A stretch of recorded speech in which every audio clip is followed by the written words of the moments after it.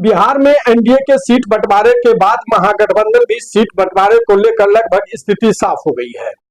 जहां आरजेडी सबसे बड़े पार्टी के रूप में है, वहीं दूसरे नंबर की पार्टी कांग्रेस होगी और तीसरे में वाम दल।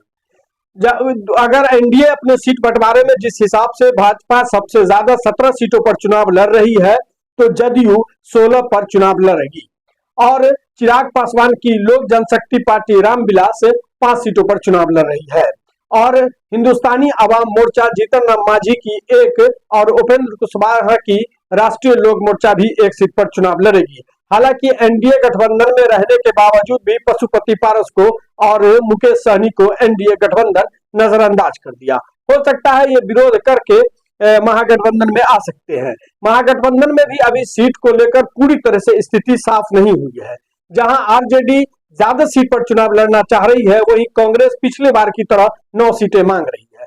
हालांकि अब देखना है कि आरजेडी कितनी सीटें पर सहमत बनती है, लेकिन अगर मोटे तौर पर देखा जाए तो आरजेडी 28 सीटों पर चुनाव लड़ने का दावा पेश कर रही है।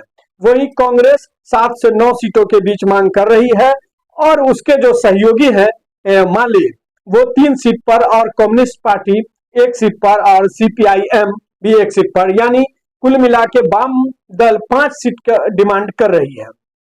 अगर महागठबंधन में पशुपति पारस और मुकेश सहनी भी आते हैं तो हो सकता है आरजेडी अपने कोटे से 2 सीट, एक मुकेश सहनी को और एक पशुपति पारस को दे, लेकिन अभी ऐसी संभावना नहीं लग रही है।